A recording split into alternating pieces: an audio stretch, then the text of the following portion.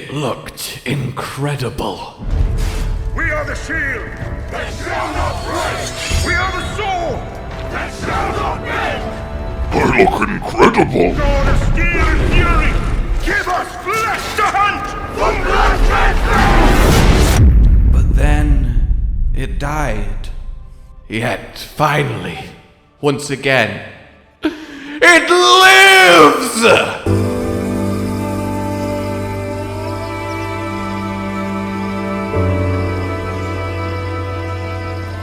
Hello, my fellow, humans. Welcome to Project Awakening. It's been 84 years.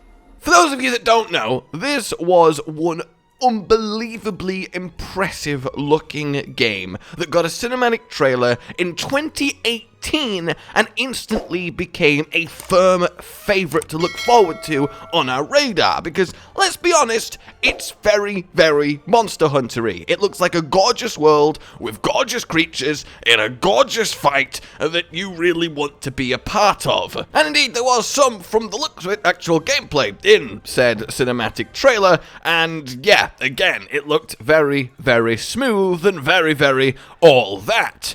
But since then, it has essentially been radio silence. It's supposed to be an action RPG, a big, ambitious project. It is a project by Games, and they are creating a new engine they're calling the Callista engine to fuel Project Awakening. But again, it has been 3 long years of... And many of us had assumed that it had gone the way of a lot of really potentially amazing looking games that get revealed and then just quietly die in a corner somewhere, kicking and thrashing, ignored by the rest of the world as we move on with our busy lives, immune to the plight and suffering of what could have been. Not to get any weird on you there, but as you might allude by this video, we have finally got confirmation that it still indeed very much exists, because we have finally got, well, some new footage to look at Games Tech Conference, and basically it gives us some environment action. And while of course that's not exciting as a new monster-y type creature-y fight, it does paint a very, well, quite literally beautiful picture. The engine itself is looking fantastic and powerful, and the world itself is looking vast. The implication here is one hell of an open world experience, and given the recent hype and joy over how well FromSoft has captured open world in a Souls game, how you can make it break away from the kind of, let's be honest, formula that open world is associated with these days, it makes me very excited for this as well. It's been going for 3 years now. Likely we're going to get it on current gen consoles. Likely they are going to be giving it their all as they want this title to really make it for them, really break into a Western market and really cement themselves as a name. And to be fair, this looks like a game that might well do it. An incredibly high quality, high fidelity, high impact action RPG set in a really pretty dense open world. I mean, yeah, I might be biased, but that's my cup of tea right there.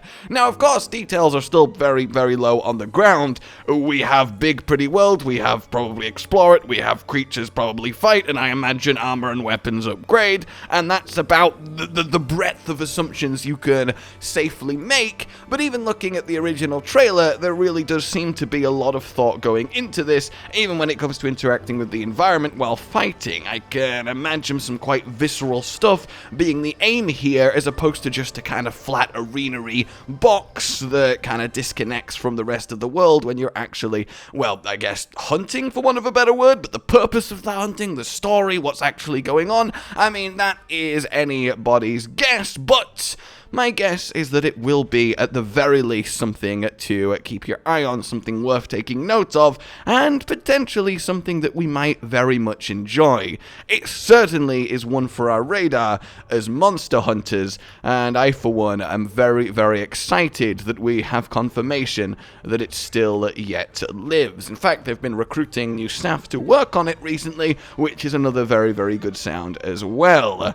And apparently, the engine is very much procedurally generating in terms of some of its toolkit, so maybe that could be a thing, though procedural generation in terms of an explory hunty thing, would that be good? Surely handcrafted is better there.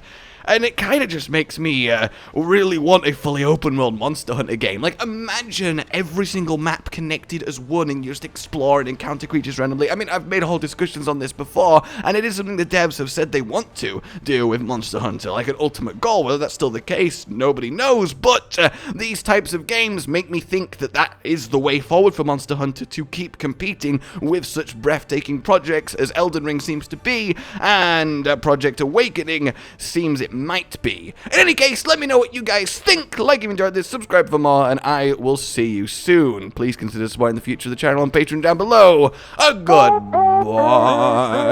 Josh, Cotton, and Hollow with the videos, dropping the humor like a hammer on your tippy toes, bringing entertainment on a daily arrangement to take our insanity and turn it into entertainment. Yes, I said entertainment twice, to reiterate that it is nice to look into your faces on a mostly daily basis when you let us in your homes to make the whole world a stage.